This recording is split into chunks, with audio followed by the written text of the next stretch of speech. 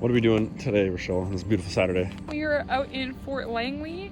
It's like a historical site. We're gonna check out the fort and then we're going to maybe just check out the shops. There's like a whole little village. It's like old fashioned. So we're gonna do shops and get some ice cream. I don't know. We'll see.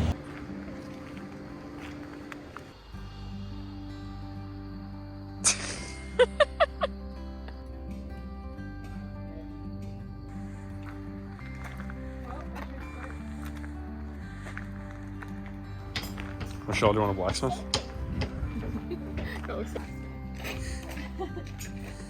Why like that? Yeah. Ooh, cool. I'll make Christmas decorations.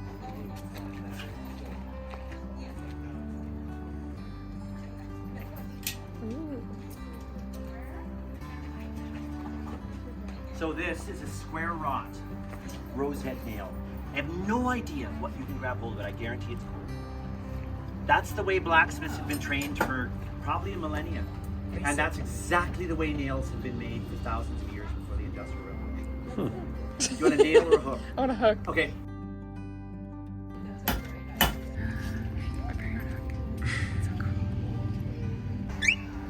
Well, hey, come on in.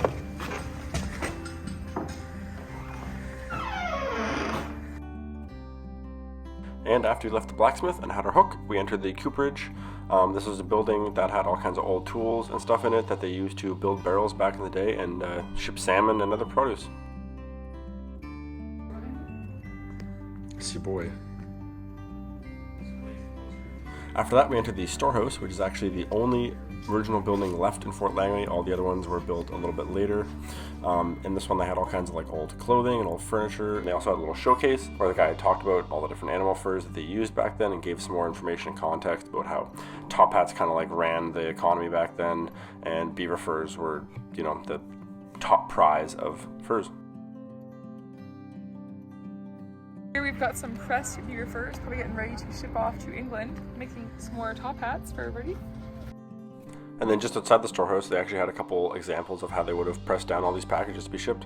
We also found out that bear fur is so not sought after, they literally used it as wrapping paper for the beaver pelts.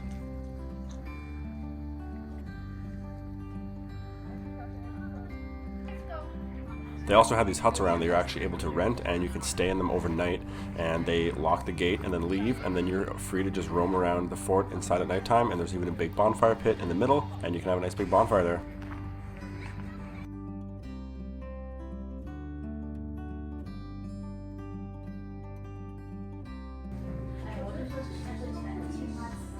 Well, hello there.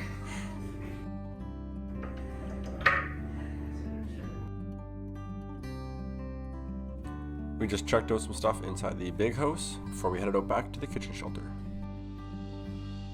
2 hours, the bread will take about 45 minutes to bake.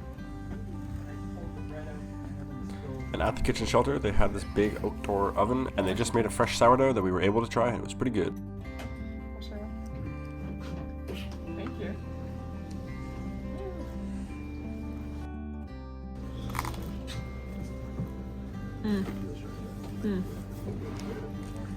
That was really good.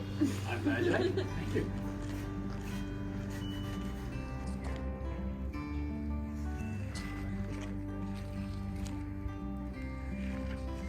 On our way out of the park, we stopped to admire some of the beautiful gardens.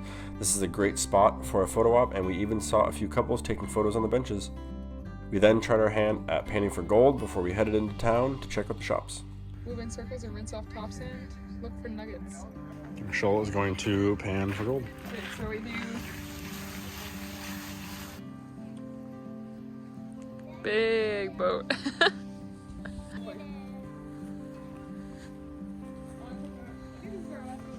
Mm-hmm. Little baby crib. Goes downstairs. It's closed. My pie's done. Look at that, delicious apple pie.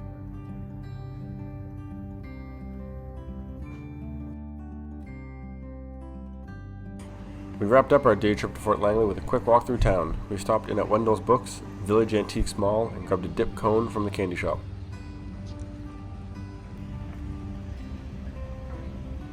The Antiques Mall was pretty huge, and we didn't have quite enough time to explore all of it, but for someone who loves trinkets, this is a must stop in the Fort Langley village.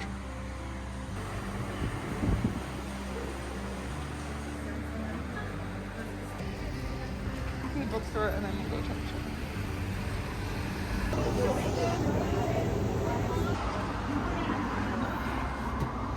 Shall we?